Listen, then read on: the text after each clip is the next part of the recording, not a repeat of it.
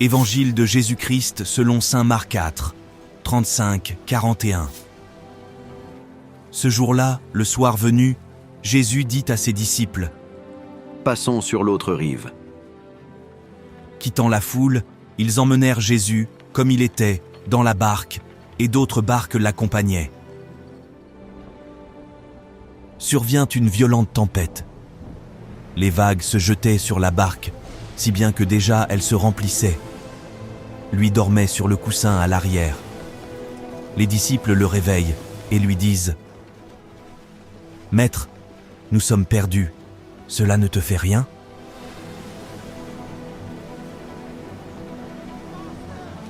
Réveillé,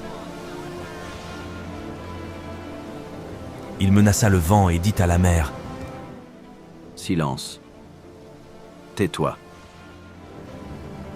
Le vent tomba et il se fit un grand calme.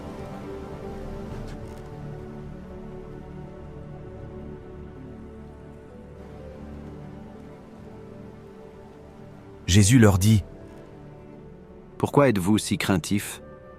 N'avez-vous pas encore la foi ? » Saisis d'une grande crainte, ils se disaient entre eux : « Qui est-il donc celui-ci, pour que même le vent et la mer lui obéissent ?» Acclamons la parole de Dieu.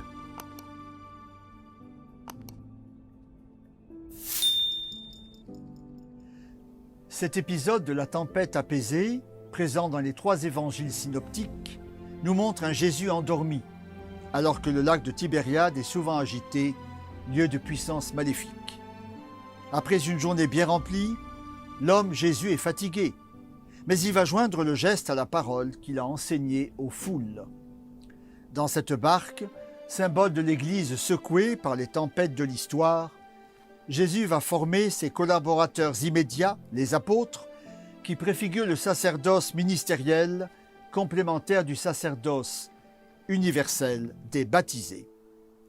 Il se révèle le maître des éléments déchaînés par un pouvoir qui l'habite.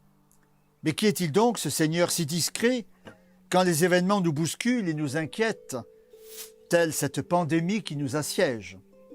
Nous sommes invités à être plus forts dans la foi, à tenir bon dans la confiance, quoi qu'il arrive, car nous ne sommes jamais seuls.